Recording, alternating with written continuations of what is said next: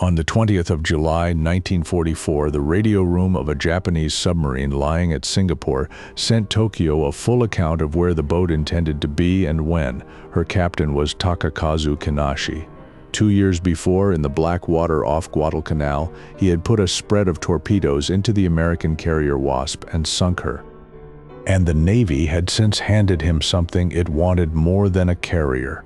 The submarine I-29 had left Lorient in April with German cargo in her pressure hull. There was a Walter rocket motor of the kind bolted into the Messerschmitt 163, a Junkers turbojet of the kind hung under the 262 drawings and handbooks for both aircraft. 20 cipher machines, a quantity of mercury and bauxite down in the bilges as ballast worth carrying home. She crossed 2 oceans with it. On the 14th of July, she came up the Malacca Strait and berthed at Singapore, and her passengers went ashore. One of them was Commander Eiichi Iwaya, a naval technical officer, and on the 17th, Iwaya boarded an aircraft for Tokyo with as much of the paper as a man can carry in his hands. The boat sailed for home on the 22nd. 4 days later, the American submarine Sawfish found her in the Luzon Strait, and everything still aboard went down with her.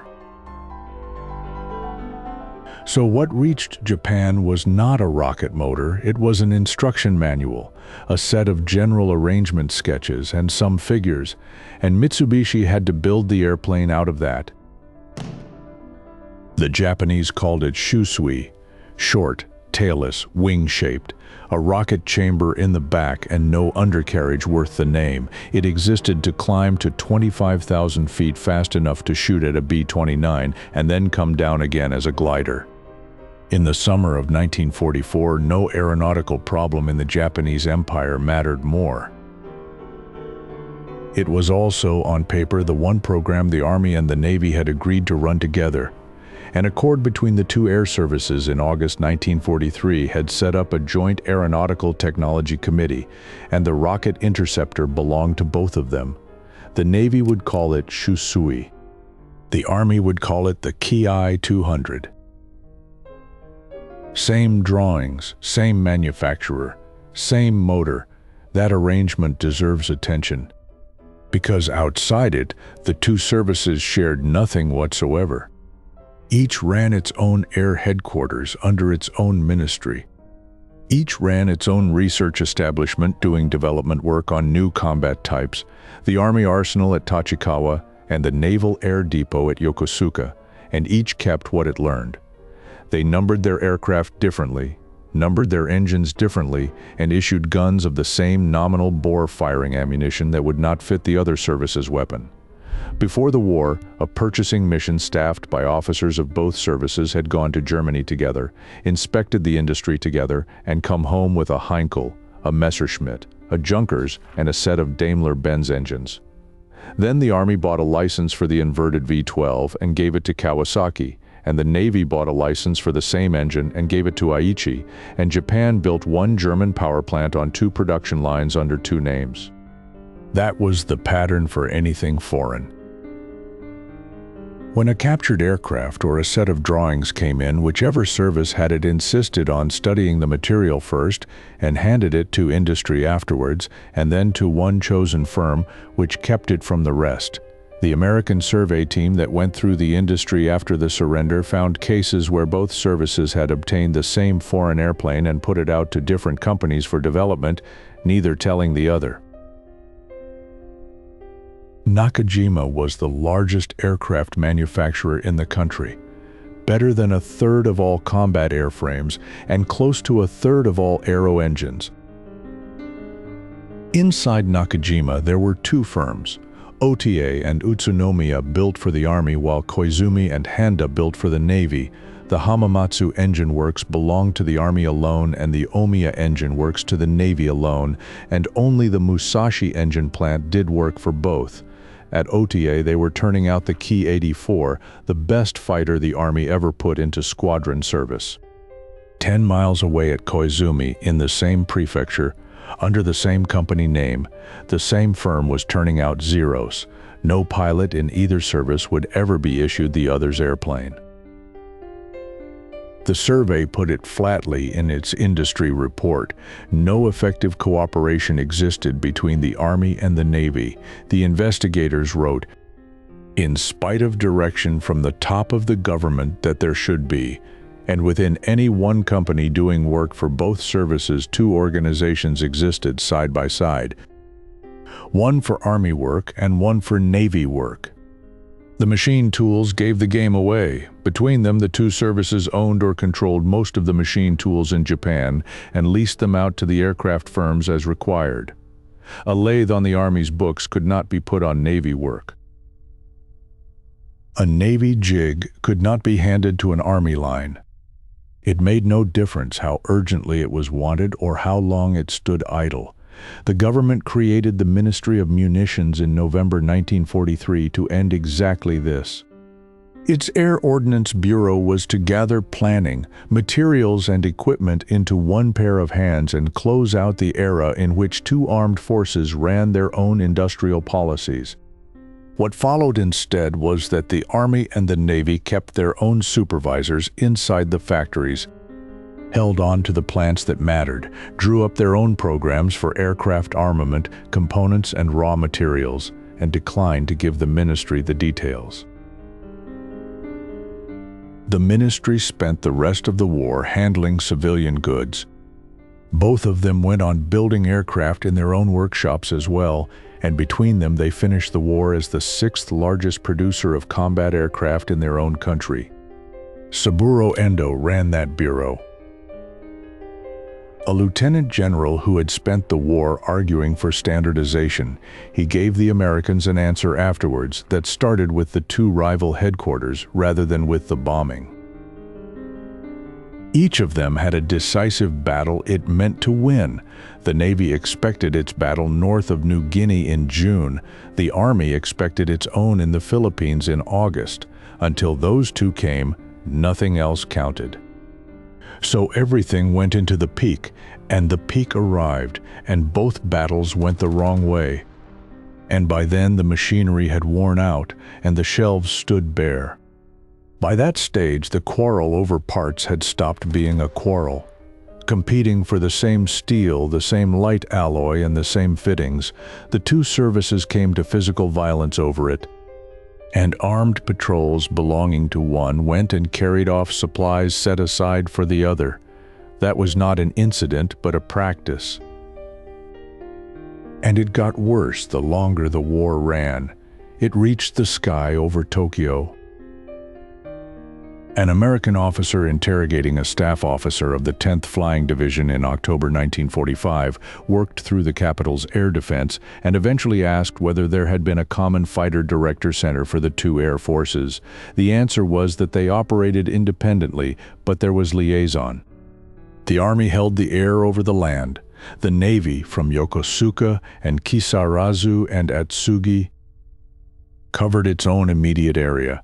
When an attack came, a telephone line ran between Army East District Headquarters and Yokosuka, and that was the arrangement. Two fighter forces, one city, two chains of command, and by the middle of the year, an aviation gasoline shortage severe enough that the Army division had pilots it could not put in the air. Which brings the matter back to the rocket fighter. And, to the one part of it, nobody has explained. Production of the airplane went 2-to-1 between the services. The rocket motor itself, the hard part, the part nobody in Japan had ever built, became the Army's responsibility under the joint arrangement. The Navy developed a motor of its own regardless. The propulsion unit was defeating everyone. Hydrogen peroxide and hydrazine hydrate in a thin steel chamber is unforgiving chemistry, and Japan was attempting it from a handbook.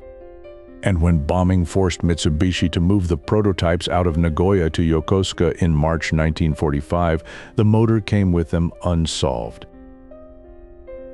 From there, the Army and the Navy each set up a research effort of its own on the same failure. In June 1945, each of them finished its first working prototype. 2 motors, 2 teams, 1 airframe, 1 country, 10 weeks from the end. The Army went further still and started design work at Tachikawa on an improved version of an airplane it did not yet have flying. The survey listed that program as the best example of joint Army and Navy working it could find anywhere in the Japanese aircraft industry. It was not being generous. Why the Navy built the second motor is the question the record leaves open. The sequence is documented in detail, dates and all. No reason appears anywhere for the decision from the men who took it or from the men who came afterwards to investigate. There is no memorandum, and nobody sat either service down and asked, and it survives in the American technical account as a bare fact of engineering history. There is one more thing about the boat, and it belongs here rather than at the beginning. Nothing in the Japanese record suggests anyone in Tokyo ever asked how the sawfish came to be in the Luzon Strait that particular week. The signal Kinashi's radio room sent on the 20th of July, the one with the route and the dates in it, went into the fleet radio unit at Pearl Harbor, and the American command had the boat's own schedule inside days and passed it out to the submarines. Berlin had already cabled Tokyo a description of what was in her pressure hull. And the Americans read that too. Kinashi was not hunted. He was met. That is why 2 Japanese services spent the last year of the war building 2 rocket motors from a handbook. A cargo that had survived the Atlantic, the Indian Ocean, and the South China Sea came off the board in the final 4 days of the voyage, taken by a capability the Imperial Navy never once accounted for. After that, the only way to have a rocket motor was to invent one. The 2 air services could not agree to invent it once. 2 rocket motors built off 1 handbook by 2 air forces that would not lend each other a lathe. Decisions like that sit behind almost every Japanese airplane that mattered. And this channel goes looking for them. Subscribe if that is the war worth hearing about. There was dissent inside the program by then, and it had nothing to do with the enemy. The Army arsenal at Tachikawa began drawing an improved version of an airplane that had not yet flown. Engineers who took a middle position argued that the sane course was to finish the machine already designed. Out at Mitsubishi, the shop floor held a view of its own. The men building the prototypes did not believe the rocket motor would ever be made to work. They put no great vigor into the job, and the American investigators noticed it and wrote it down. The Army got its engine into an airframe first. The machine stood at Kashiwa, northeast of Tokyo, with the motor installed and the flight already canceled because the fuel system leaked. Before any of that, the airframe itself had flown unpowered 9 times while the engine work went on, and those flights changed the machine. The hydraulic system for the undercarriage came in for modification, and the slit at the aileron was narrowed, which is the ordinary business of getting an airplane right, carried out on a design that still had no working motor to put in it.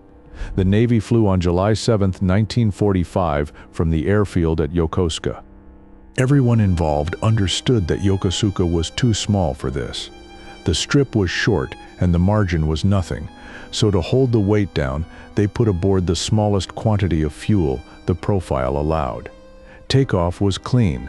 The climb was clean. At about 1,100 feet, the motor stopped. The pilot did the only things available to him, dumping what fuel he had and turning back towards the strip. He did not reach it.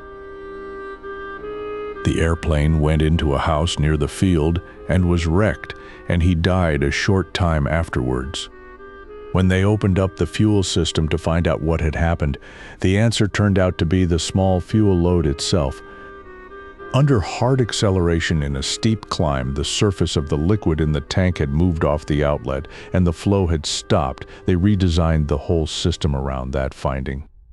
Moved the drain port and enlarged it, fitted a jet pump, and reissued the drawings. 40 miles away at Kashiwa, the other service's airplane was still standing on its own field with its own engine in it, waiting on a fuel line that would not hold.